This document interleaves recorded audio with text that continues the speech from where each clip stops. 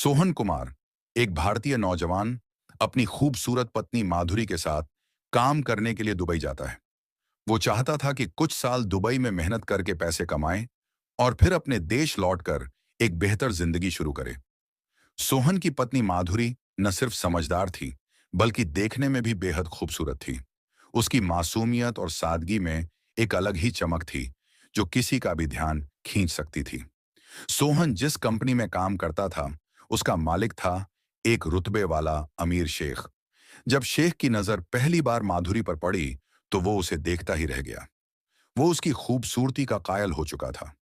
कुछ दिन तक सब सामान्य रहता है, लेकिन फिर एक दिन जब सोहन रोज की तरह काम खत्म करके अपने कमरे पर लौटता है, तो उसकी पत्नी माधुरी वहां नहीं थी। वह गायब हो चुकी थी। सोहन घबरा जाता है और आसपास के लोगों से पूछताछ करता है। तभी एक आदमी सोहन को बताता है कि आज शाम को एक बड़ी गाड़ी में कोई शेख आया था और वो तुम्हारी पत्नी को अपने साथ लेकर गया है। ये सुनते ही सोहन के पैरों तले जमीन खिसक जाती है।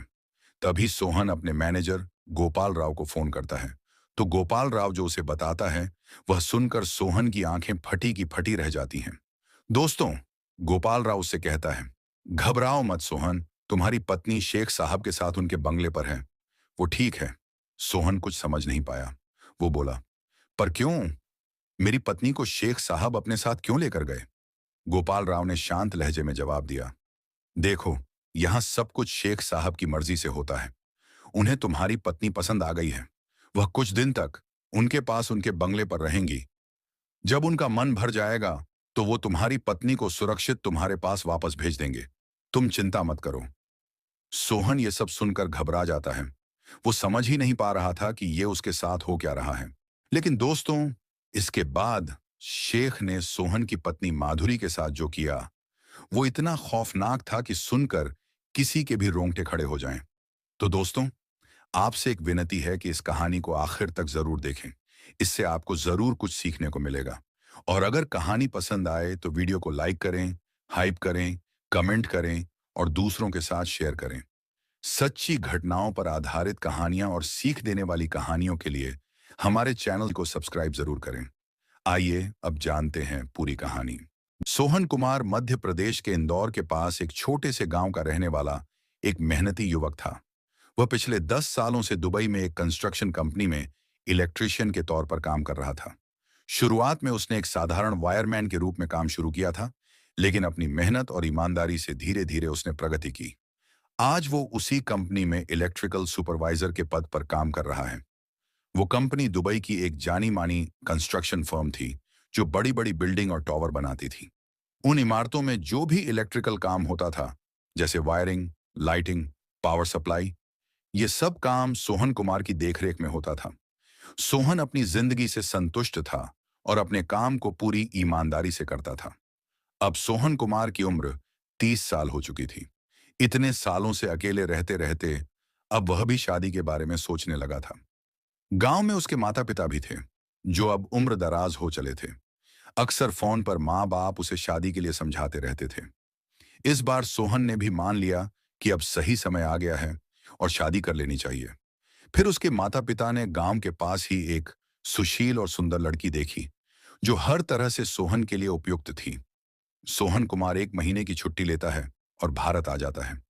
गांव पहुंचते ही सगाई का कार्यक्रम रखा गया, जो पूरे रीति रिवाज के साथ हुआ। सगाई के बाद शादी की तारीख भी पक्की कर दी गई थी। दोस्तों, सोहन कुमार को केवल 30 दिन की ही छुट्टी मिली थी और इसी वजह से उसकी शादी भी उन्हीं 30 दिनों के भीतर करनी थी। क्योंकि गल्फ देशों में, खासकर दुबई जैसे शहरों में काम करने वालों को अक्सर सिर्फ 1 महीने की ही छुट्टी मिलती है। उससे ज्यादा छुट्टी मिलना बहुत मुश्किल होता है। सोहन के लिए जो लड़की देखी गई थी, उसका नाम था माधुरी। वह मध्य प्रदेश के इंदौर के पास एक देहाती गांव की रहने वाली थी। माधुरी ने 12वीं तक की पढ़ाई की थी, लेकिन वह देखने में बेहद सुंदर थी। आखिरकार वह दिन भी आ गया जब सोहन और माधुरी की शादी होनी थी। ढोल नगाड़ों के बीच परिवार और रिश्तेदारों की खुशियों के साथ सोहन और माधुरी की शादी बड़ी धूमधाम से संपन्न हो गई। शादी के बाद सोहन ने अपनी छुट्टी के बाकी बचे 15 दिन माधुरी के साथ अपने घर में, अपने गांव में ही बिताए। ये 15 दिन दोनों के लिए बेहद खास थे। प्यार, अपनापन और नए रिश्ते की शुरुआत की मिठास से भरे हुए। सोहन ने कोशिश की कि अपनी पत्नी माधुरी के साथ बिताए हर पल को यादगार बना सके, क्योंकि उसे पता था कि यह साथ ज्यादा दिन का नहीं है। उसे वापस दुबई अपने काम पर जाना है। फिर वो पल भी आया जब सोहन को दुबई लौटना था।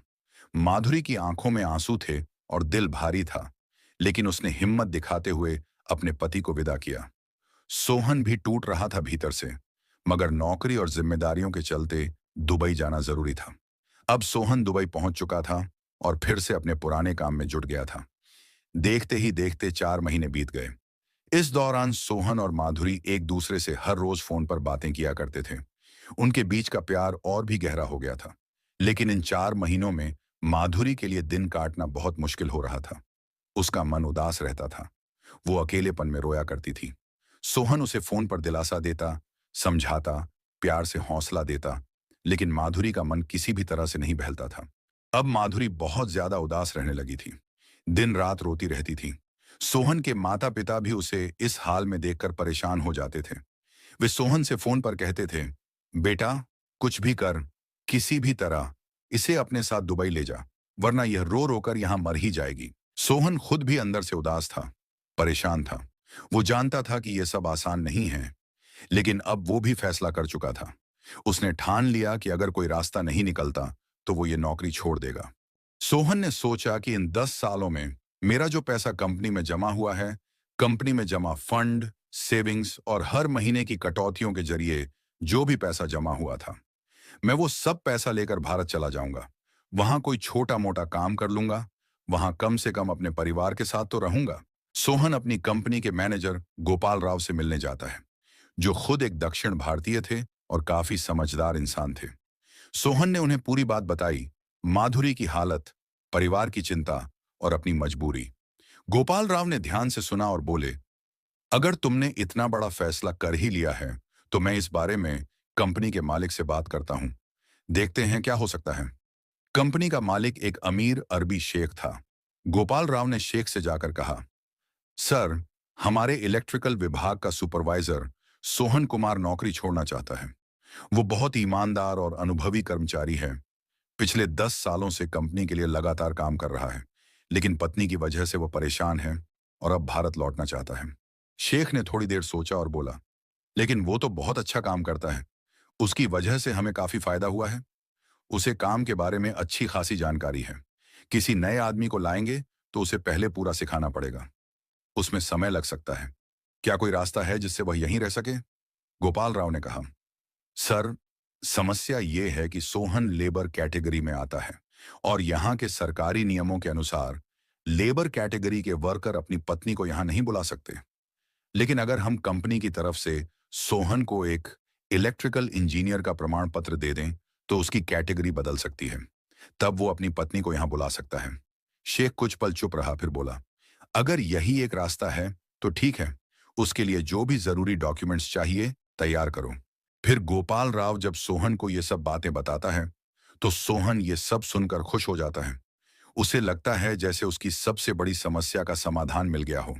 अब वह माधुरी को अपने साथ दुबई ला पाएगा और साथ ही नौकरी भी बची रहेगी। कंपनी की ओर से सोहन के लिए इलेक्ट्रिकल इंजीनियर का प्रमाण पत्र बनवाया जाता है। इससे उसकी फाइल पूरी तरह कंप्लीट हो जाती है और सभी जरूरी दस्तावेज, पासपोर्ट, वीजा वगैरह आसानी से बन जाते हैं।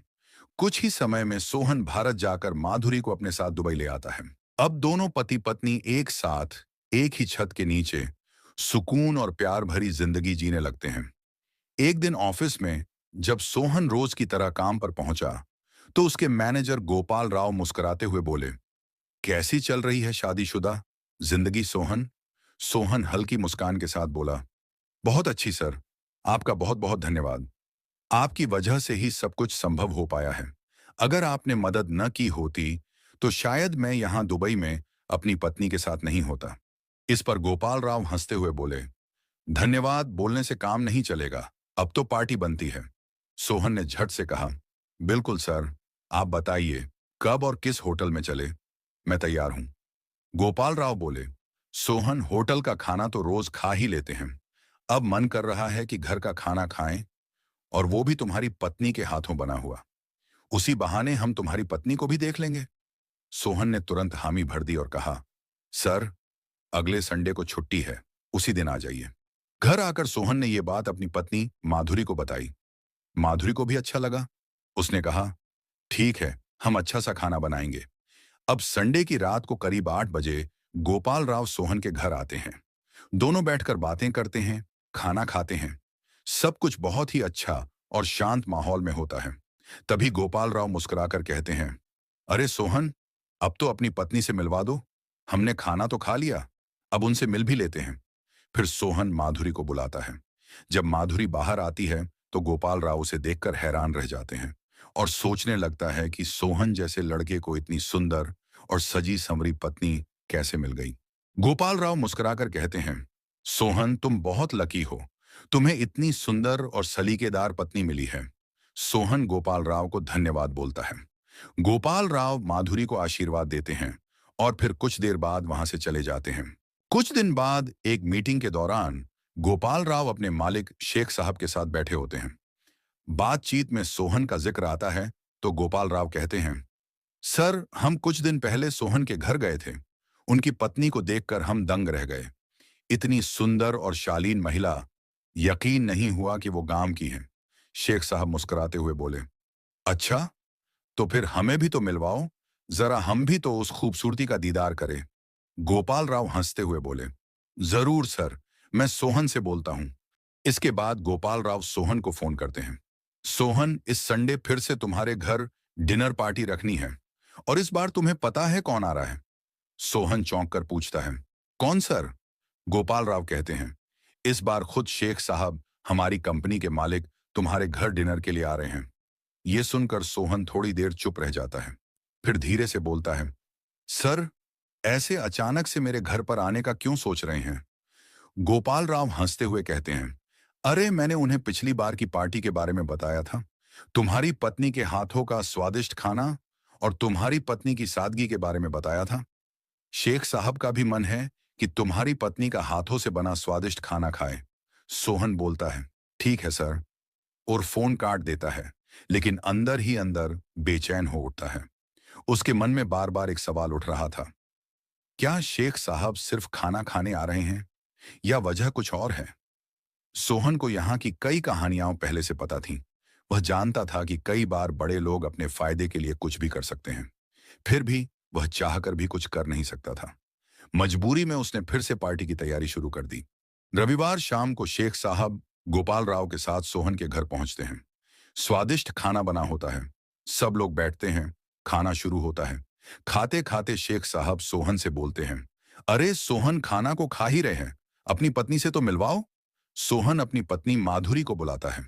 शेख साहब जैसे ही माधुरी को देखते हैं, वे भी उसे देखते रह जाते हैं। वे भी माधुरी की सुंदरता की तारीफ करते हैं। शेख के अंदर माधुरी को लेकर अजीब विचार आने लगते हैं। खाना खत्म होने के बाद शेख साहब अपनी जेब से एक छोटा बॉक्स निकालते हैं और मुस्कुराकर कहते हैं, ये एक छोटा सा तोहफा है तुम्हारी पत्नी के लिए, एक तरह से मुंह दिखाई का। सोहन और माधुरी दोनों चौंक जाते हैं। जब बॉक्स खोला जाता है तो उसमें एक कीमती हीरे की अंगूठी होती है। सोहन कुछ असहज होकर कहता है, सर, इसकी क्या जरूरत थी? शेख साहब मुस्कुराकर जवाब देते हैं, ये तुम्हारे लिए नहीं है, ये हमारी तरफ से माधुरी के लिए है। माधुरी कुछ नहीं कहती। सोहन भी चुप रह जाता है। फिर शेख साहब मैनेजर गोपाल राव के साथ वहां से चले जाते हैं। इस घटना के कुछ ही दिन बाद एक अजीब बात होती है। सोहन की ड्यूटी अचानक बदल दी जाती है। अब उसे दूर दराज के साइट्स पर भेजा जाने लगता है। रोज सुबह उसे लंबे सफर पर निकलना पड़ता था और रात को देर तक घर आता था। सोहन को हैरानी होती है कि अचानक ऐसा क्यों हो रहा है, लेकिन वो सवाल नहीं करता। वह ईमानदार था और अपने काम में लगा रहता था। और ठीक उसी तरह उस दिन भी वह सुबह जल्दी घर से निकलता है और एक दूर की साइट पर पहुंच जाता है। उसी दिन दोपहर का वक्त था। सोहन के घर की डोरबेल बजती है।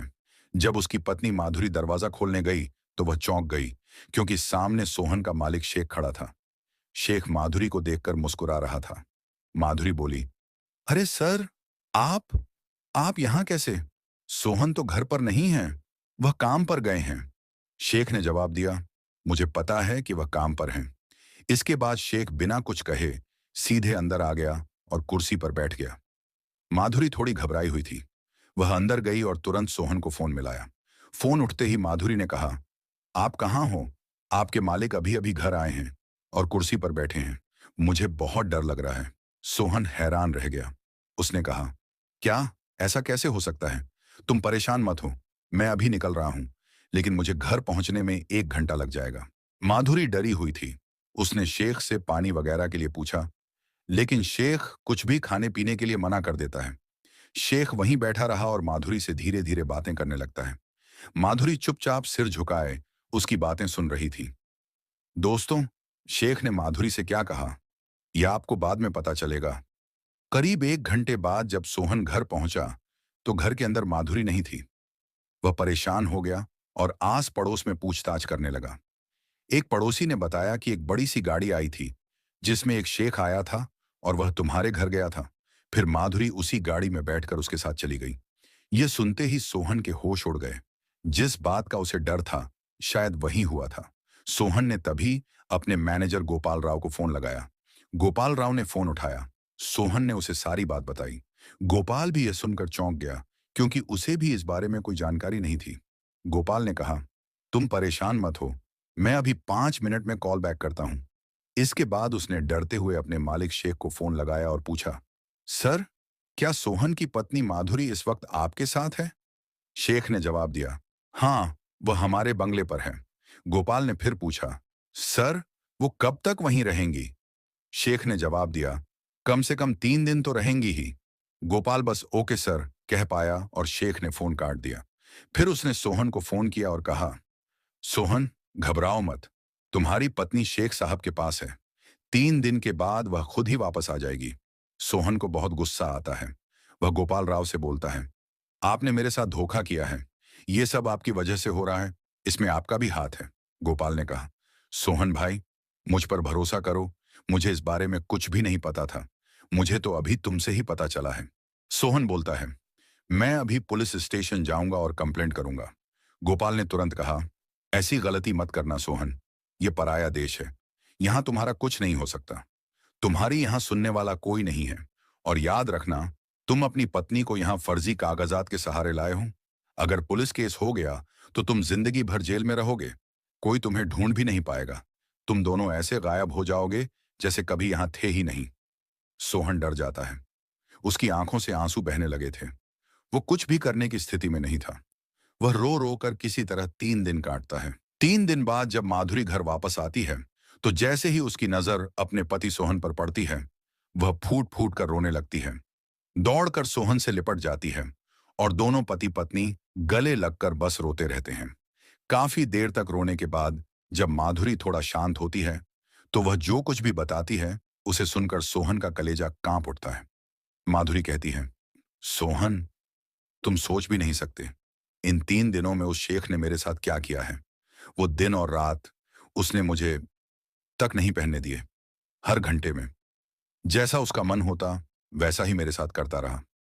वो 3 दिन मेरे जीवन के सबसे डरावने दिन थे। मुझे ऐसा लग रहा था जैसे मैं किसी नर्क में बंद हूं। मैं उन पलों को याद करती हूं तो मेरी रूह कांप जाती है। सोहन, कुछ भी हो, किसी भी तरह, बस मुझे यहां से लेकर चलो। यहां लोग कहते हैं ये देश स्वर्ग है, लेकिन मैंने इस स्वर्ग में नर्क देखा है। अब मैं यहां एक दिन भी नहीं रह सकती। सोहन की भी आंखें भर आती हैं। वह माधुरी का हाथ पकड़कर कहता है, माधुरी, तुम चिंता मत करो, मैं भी अब यहां एक पल नहीं रुकना चाहता। हम जल्द ही इस नरक से बाहर निकलेंगे। लेकिन दोस्तों, सोहन जो सोच रहा था, वैसा कुछ भी नहीं होने वाला था। अब सोहन किसी भी तरह से अपने जमा पैसों को कंपनी से निकालना चाहता था। 10 साल की नौकरी में उसके करीब 4 से 5 लाख रुपए कंपनी में फंड और सेविंग्स के रूप में जमा थे। सोहन कंपनी के मैनेजर गोपाल राव से जाकर कहता है, भाई, मुझे पैसों की जरूरत है, मेरा फंड रिलीज करवा दो। गोपाल कहता है, ठीक है सोहन, मैं मालिक से बात करता हूं। गोपाल राव मालिक के पास जाकर सोहन के पैसों की बात करता है, लेकिन मालिक कोई ना कोई बहाना बनाकर मना कर देता है। मालिक गोपाल से कहता है, तुम तो जानते हो गोपाल, हमें उसकी बीवी से शादी नहीं करनी, लेकिन जब हमारा मन भर जाएगा तब उसे आजाद कर देंगे। उसके बाद चाहे वो जहां जाना चाहे जा सकता है, लेकिन अभी नहीं। गोपाल राव ये सब सुनकर कुछ नहीं कहता और चुपचाप वापस आ जाता है। फिर वह सोहन को फोन करके कहता है, सोहन, अभी कुछ समय और लगेगा, मालिक मना कर रहे हैं। लेकिन दोस्तों, ठीक 3 दिन बाद फिर से शेख की गाड़ी आती है और माधुरी को दोबारा ले जाया जाता है। माधुरी मजबूर थी, क्योंकि दोस्तों, उस दिन जब शेख घर में आया था, तब उसने साफ साफ कहा था, माधुरी, अगर तुमने मेरी बात नहीं मानी तो तुम्हारे पति को मार दिया जाएगा और उसकी लाश तक नहीं मिलेगी। उसके बाद तुम मेरी गुलाम बनकर यहां हमेशा रहोगी। तुम्हारे साथ क्या होगा ये तुम सोच भी नहीं सकती। अगर तुमने मेरी बात मानी तो कुछ ही दिनों में तुम्हें बहुत पैसा मिलेगा, इतना पैसा कि तुमने सपने में भी नहीं सोचा होगा, और आजादी भी मिल जाएगी। माधुरी मजबूरी में चुपचाप उस गाड़ी में बैठ जाती है और सोहन बहती आंखों से बस उसे जाता हुआ देखता रहता है। वो कुछ कर नहीं सकता था, सिर्फ रो सकता था। क्योंकि दोस्तों, हमारे भारत देश में शायद कोई पति इतना मजबूर ना हो, लेकिन परदेसी जमीन पर एक भारतीय नौजवान इतना मजबूर था। वो अपनी पत्नी को किसी और आदमी के साथ जाते हुए बस देख सकता था, रोक नहीं सकता था। इसके बाद पूरा एक हफ्ता बीत जाता है, लेकिन माधुरी अभी तक वापस नहीं आती। और जब एक हफ्ते बाद माधुरी घर लौटती है तो उसकी हालत बेहद खराब होती है। वो चलने लायक भी नहीं होती। उसके शरीर और चेहरे से साफ पता चलता है कि उसके साथ इन दिनों क्या कुछ हुआ है। सोहन उसे देखकर फिर से टूट जाता है। फिर वह गोपाल राव को फोन करता है और कहता है, भाई, मुझसे एक बार मिलो, प्लीज। गोपाल राव सोहन के कमरे पर मिलने आता है। जैसे ही वह माधुरी की हालत देखता है, वह भी हैरान रह जाता है। फिर वह कहता है, सोहन, जो कुछ भी हुआ उसके लिए मैं ही जिम्मेदार हूं। काश मैंने तुम्हें यह रास्ता न सुझाया होता कि तुम अपनी बीवी को यहां ले आओ। और सबसे बड़ी गलती, काश मैंने तुम्हारी बीवी की तारीफ मालिक के सामने ना की होती और उसे तुम्हारे घर ना आने दिया होता, तो शायद ये सब कुछ नहीं होता। ये गलती मेरी है, इसका हल भी मैं ही निकालूंगा। चाहे इसके लिए मुझे नौकरी से निकाला जाए या मेरे खिलाफ कोई कानूनी कार्रवाई हो, मैं तुम्हारी मदद जरूर करूंगा। दोस्तों, जब भी कोई भारतीय व्यक्ति गल्फ देशों में नौकरी करता है तो उसका पासपोर्ट कंपनी के पास जमा रहता है, क्योंकि अगर किसी को नौकरी छोड़नी होती है तो पासपोर्ट लेने के लिए पूरी लीगल प्रक्रिया से गुजरना पड़ता है, तभी कोई अपने देश लौट सकता है। सोहन और माधुरी दोनों का पासपोर्ट भी कंपनी के ऑफिस में जमा था। वो चाहकर भी भारत नहीं लौट सकते थे, लेकिन यहीं पर गोपाल राव सोहन की मदद करता है। वो किसी तरह चुपचाप ऑफिस से सोहन और माधुरी दोनों के पासपोर्ट चुरा लेता है और इन दोनों के फ्लाइट की टिकट भी बुक करा देता है। और फिर सोहन को कुछ पैसे भी देता है और कहता है, जितनी जल्दी हो सके यहां से निकल जाओ। यहां अब और रुकना तुम्हारे लिए खतरे से खाली नहीं है। और दोस्तों, फिर सोहन अपनी पत्नी माधुरी के साथ वहां से चुपचाप भाग जाता है और भारत लौट आता है। दोस्तों, जब सोहन और माधुरी भारत लौट आते हैं तो सोहन अपने परिवार को सारी आपबीती बताता है। फिर वह अपने पिता की सलाह पर पुलिस थाने में जाकर शिकायत भी दर्ज कराता है।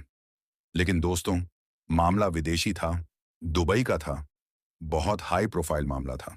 शुरुआत में तो पुलिस उसकी रिपोर्ट तक दर्ज नहीं कर रही थी, लेकिन बड़ी मुश्किलों के बाद जब रिपोर्ट दर्ज होती है तो अब यह मामला धीरे धीरे उच्च अधिकारियों तक और फिर विदेश मंत्रालय तक पहुंचता है।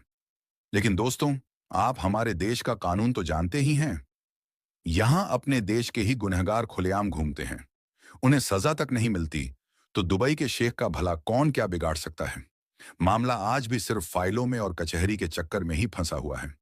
सोहन और माधुरी को आज तक सिर्फ इंसाफ का इंतजार है, और ये इंतजार शायद अब इंतजार ही बनकर रह जाएगा। उन्हें इंसाफ मिलने की उम्मीद अब बहुत कम लगती है दोस्तों। अब सोहन अपने गांव में ही रह रहा है और इंदौर में ही एक कंपनी में इलेक्ट्रिशियन का काम करता है। लेकिन जब भी सोहन और माधुरी उन पुराने दिनों को याद करते हैं तो आज भी डर से कांप उठते हैं, सहम जाते हैं। इतने बुरे दिन उन्होंने देखे थे, वो दिन उनकी यादों में आज भी जिंदा हैं। इस कहानी को सुनाने का उद्देश्य किसी को परेशान करना या किसी की भावनाओं को ठेस पहुंचाना नहीं है। इसका मकसद सिर्फ जागरूक करना और लोगों को सचेत करना है। तो दोस्तों, इस कहानी के बारे में आपकी क्या राय है, कमेंट में जरूर लिखें।